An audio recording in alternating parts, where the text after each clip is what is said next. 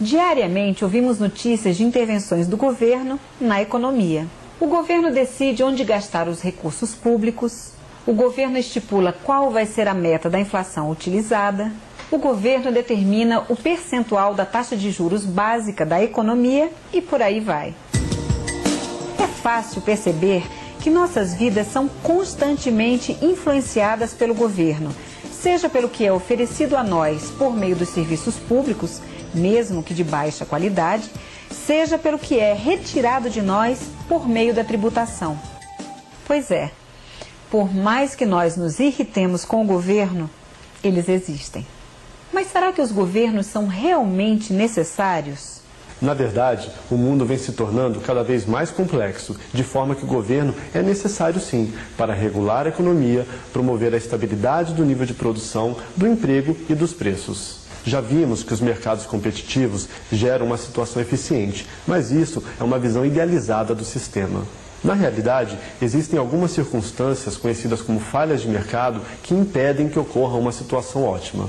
Assim, o governo existe para guiar, corrigir e complementar o sistema de mercado, resolvendo as falhas existentes. As principais falhas de mercado são existência de bens públicos, falha de competição que se reflete na ocorrência de monopólios naturais, externalidades e ocorrência de desemprego e inflação.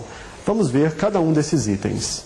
Os bens públicos são caracterizados por serem indivisíveis e por responderem ao princípio da não exclusão no consumo desses bens. Indivisíveis porque o consumo por parte de um indivíduo não prejudica o consumo por parte dos outros membros da sociedade. Um bom exemplo é a iluminação pública. Tanto faz se existem uma, duas ou três pessoas embaixo do poste. A luminosidade que cada um recebe é a mesma. Os bens públicos também são não excludentes, porque em geral é difícil impedir que um indivíduo utilize esses bens. Novamente, usando o exemplo da iluminação pública, não interessa se alguém pagou pelo poste que está na rua. O fato é que ninguém vai impedir a pessoa de se beneficiar da luminosidade.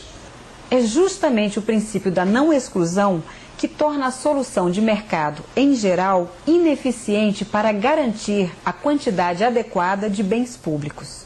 O sistema de mercado só funciona adequadamente quando o princípio de exclusão no consumo pode ser aplicado. Por exemplo, se José comprou um sapato, é porque pagou o preço do sapato, enquanto João, que não pagou por esse bem, é excluído desse consumo. É por esta razão que a responsabilidade pela provisão de bens públicos recai sobre o governo, que financia a produção desses bens por meio da cobrança compulsória de impostos.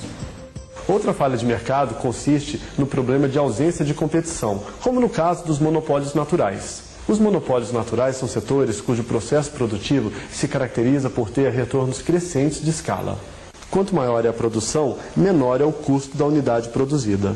Um exemplo disso é o mercado de produção e distribuição de energia elétrica. O capital necessário para o empreendimento é tão alto que pode ser mais vantajoso haver apenas uma empresa produtora do bem em questão.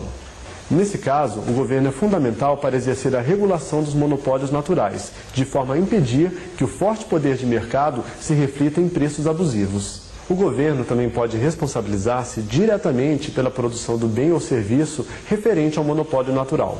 Outra situação não captada pelo sistema de mercado são as externalidades. Externalidades são os efeitos exercidos pela produção de uma empresa ou o consumo de um indivíduo sobre terceiros, de forma negativa ou positiva. Por exemplo, uma fábrica de cimento exerce um impacto positivo quando gera uma infraestrutura na comunidade onde está instalada, como estradas e vilas. De outro lado, uma externalidade negativa dessa atividade pode ser dada pela fumaça lançada na atmosfera, trazendo prejuízos à saúde das pessoas moradoras na região.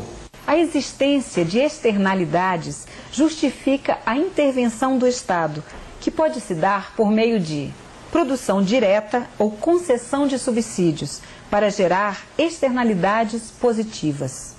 Multas ou impostos para desestimular externalidades negativas.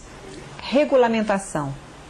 O livre funcionamento do sistema de mercado também não traz soluções para os altos níveis de desemprego e inflação. Neste caso, há espaço para a ação do Estado no sentido de implementar políticas para o atingimento do pleno emprego e da estabilidade de preços. Bem, Vimos então que é necessária a presença do governo para guiar, corrigir e complementar o sistema de mercado. Mas para realizar essas e outras funções, o governo precisa arrecadar recursos e gastar. A contabilização desses fluxos financeiros gerou alguns conceitos muito difundidos, como o déficit público. Podemos definir o déficit do governo, ou seja, suas necessidades de financiamento, NFG, como a soma do que se gastou com o consumo do governo, CG, com o pagamento de juros pelo governo, JG, e com o que foi gasto com investimento público, IG. Tudo isso subtraído da receita tributária, T. Em outras palavras, o déficit público é quanto o governo gastou menos o que ele arrecadou. Em contrapartida, se acontecer uma arrecadação maior do que o gasto público, podemos dizer que o governo obteve um superávit em suas contas. Existem vários conceitos de déficit público, ou seja, várias maneiras de medi-lo. Os dois principais conceitos de déficit público que frequentemente aparecem nos noticiários são os seguintes: déficit primário, diferença entre gastos públicos correntes e a receita fiscal corrente, sem considerar o pagamento de juros. Déficit operacional, é medido pelo déficit primário, acrescido dos juros reais da dívida contraída anteriormente. No próximo vídeo, finalizaremos a nossa série analisando como acontece o crescimento econômico. Até lá!